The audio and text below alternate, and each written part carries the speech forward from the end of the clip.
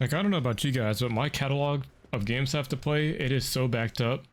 And a lot of people say there's not a lot of games out there for them to play, but dude, if you go out there and look through Steam, look through the Xbox store, look through the PlayStation store, or the Nintendo store, like, there is so much to play. I highly recommend people try out games like what I'm playing here. I'm playing some Final Fantasy 13. Like, I do play a lot of Final Fantasy 14. I play a lot of Gears of War. Occasionally I'll go through like Dark Souls, Kingdom Hearts, Minecraft. There's just so much that you can go out here and try. And I know, like, when it comes to this year, the catalog's been backed up. Like, we got some games to beat, man. I shouldn't be playing this, to be honest with you guys, 'cause I've already played this before. But I just love the game so much, I feel like, you know what? Why not? This game is pretty fun. Give you guys some content while we talk. But yeah, the amount of games that are out there is insane, dude. I think the biggest thing that people might have an issue with, outside of the people that say there are no games, which they're wrong about that.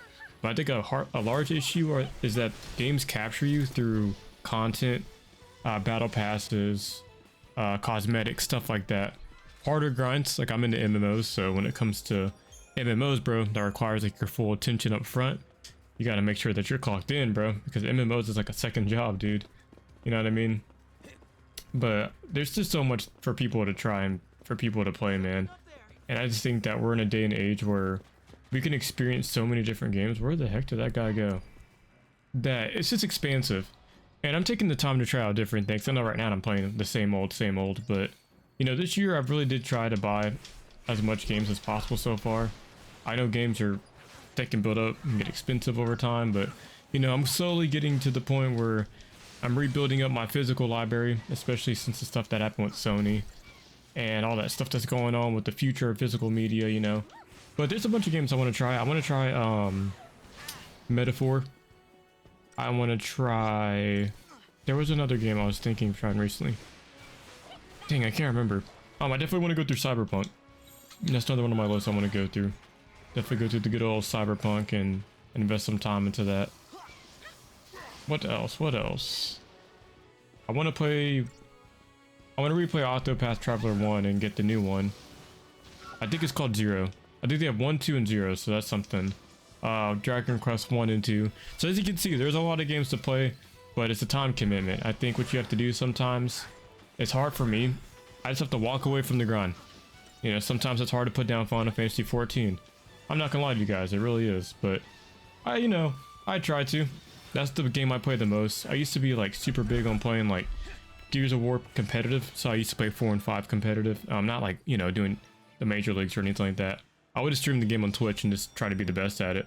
But I would neglect a bunch of single player games. And the same thing with Final Fantasy 14. With that being such a big MMO, and there's so much content to do that I'm not even caught up on. Like, I beat Dawntrail, I got my relic, but I want to get other relic weapons for my paladin, for my dark knight, for my dancer, my machinist. So there's a lot of work to be done, and that takes a lot of time, especially when you want to level up your, what do they call your crafters and your gatherers. That can just take so much time, man.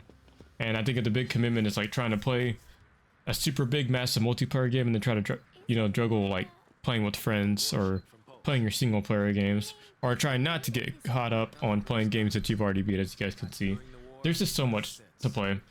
So I don't really understand the argument where people are like, there's just nothing to play, there's nothing that's good, everything is the same, games suck, gaming is dead.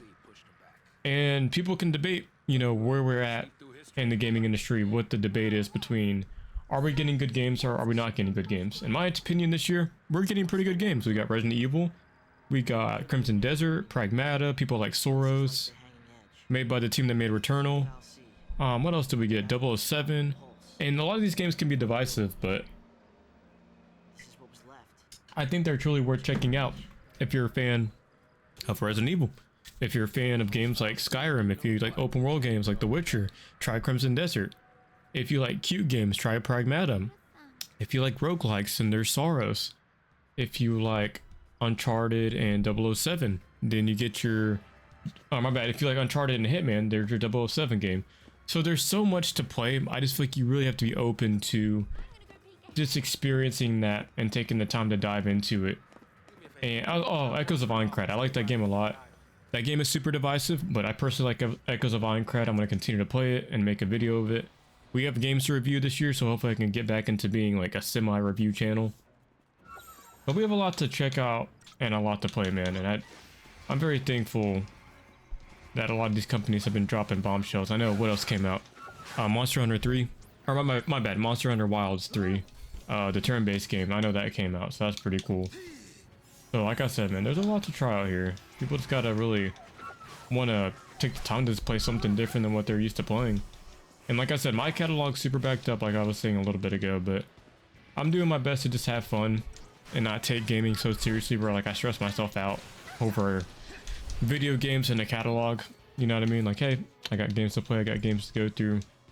We'll go through them when I go through them, and I'm not trying to get stressed out on like, you know, Final Fantasy 14, like, oh, I gotta grind out my dailies every single day, I gotta grind out my XP, my gatherers and crafters. Like, nah, you know, just trying to simply enjoy my games is what I'm trying to do here, just long term. And you know, if the catalog gets backed up like it is, let's say there's like a dry year, then there's just tons of games for me to go through, you know what I mean? And I'm part of my friend's Steam family, so there's so much to play. There's so many survival games I want to play or get back into. There's so many single player games I want to play, like the Yakuza series. I need to pick up where I left off on that one. You know, very big series. So, like I said, lots of games to play. I think people just need to be open to trying something different. That's why we kind of make fun of the Call of Duty or the NBA players. Like, they play like they play the same NBA game or the same Call of Duty game. It's like, but they have so strong opinions on like other games that's out there. So they got to be more open-minded to like trying something and saying it sucks because it's Echoes of Minecraft is a Sword Art game, so it must suck. Or 007 is trying to completely copy off of Uncharted and Hitman, so that game must suck. Or RE9's overhyped and it's getting too praised, so that game must suck in some capacity. Like, nah, people just gotta try out these games, man. If not, then I guess just don't really talk about it if you're not gonna be a part of the conversation and want to attempt to, like, even you don't even have to buy it sometimes, just like looking at it and taking it like from an objective look. Like, is this game actually, does this game have content in it? Is this something that you could play long term? Is this something that is beneficial and pro consumer? Like, I look at Crimson Desert. A lot of people don't like Crimson Desert. I think the game is very good. I give Crimson Desert an 8.5 and I haven't even beat it yet. 8.5. I think that's very fair for that game. And that's not because I'm biased and I like it and all these other reasons, but I think as a single player game, it gives you content, a giant open world that actually is very alive, and the NPCs are doing something, and there's tons of quests that have to do with the open world and the characters. So there's so much that game offers: mounts, content, different combat styles, different characters you can play. The world changes as you play the game and evolves as you play it, which is very cool for a single player game. And same with the missions that you do. If you do these camp missions, as time goes on, you'll start seeing your camp grow, and there's more for you to do. There's more shops, there's more fishing areas, you can decorate your house. There's a lot you can do in Crimson Desert, man. You can farm, you can spend time doing just the most smallest mundane thing before you even get to like the big boss fights and the big set pieces, you know. And I use that game, back to my original point, as an example of people hating on a game because yes, it did come out unoptimized in terms of how you play it with controller, in terms of some of the graphical settings, but they fixed it quick. They're working on free DLC. They're working on playing it and making it where you can play with friends. So now they're restructuring the game where it is a single player game. Now they're trying to make it cooperative, which I think is very, very cool. And just to see a company take the time to make their single player game better, and now soon to be a multiplayer game better, you know, I can't help but root for that. And when I see more from, almost said CD Projekt Red, from Pearl Abyss, the company that makes Crimson Desert and also makes Black Desert Online, which is a huge influence on the Crimson Desert game. And if you don't want to play Black Desert Online because it's such a big, expensive MMO, hey, I think Crimson Desert is a very soft version of that, with the story, with the characters, and with a very fleshed out world. I think you should try that. And then, you know, that's just my opinion. And like I said, there's old games too. There's tons of games people can really get into and try. Like, man, there's so many, like, tons of games we talked about. Like, there's Pokemon games I gotta play. There's this and that. I still want to play the first Xenoblade. I don't really care for the other two, but I want to play the, like, there's just so many games. I got Star Ocean.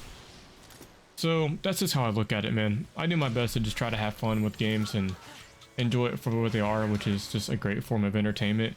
A very interactive form of entertainment. Like, I'm not much of a movie head. I used to be, but I'm just more into like these fast stories and seeing how developers create a video game. And we could talk about that in a different video, but you know, I'm more interested in trying new stuff and really diving deep into different games, learning mechanics and whatnot. I have kind of steered it clear from the PvP scene. I don't know why. I'm not really drawn to being competitive in games right now, and I think I've done it so much where I'm kind of burnt out. I did it on Overwatch, I did it on Gears of War. Let me think of any other games. I've done it for fighting games, Street Fighter 4, Street Fighter 5.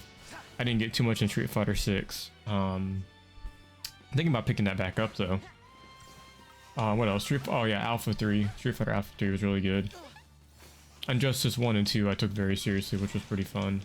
And Smash Bros. Smash Bros. Wii U, Smash Bros. Melee, and Ultimate I took very seriously.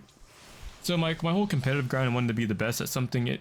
I don't know, maybe if the new Gears of War drops E-Day, if the PvP is really good on there, you know, we might try to climb up the ranks or whatever. But for now, no, I just want to play games for fun and enjoy games for what they are right now, and not try to get myself stuck in some position where I feel stressed about all these games coming out, all these releases. And there's a lot coming out, man. There's a lot that I got to play and go through, but you know, taking it day by day. And when it comes to that competitive drive, it might come back. I might get back into my competitive games again, but for now, just going through my single player games, enjoying those, and diving into my Final Fantasy, as you guys can tell. But yeah, so with that said, let me know what you guys think of this topic. You know, are there a lot of games out there to play? I think there definitely is.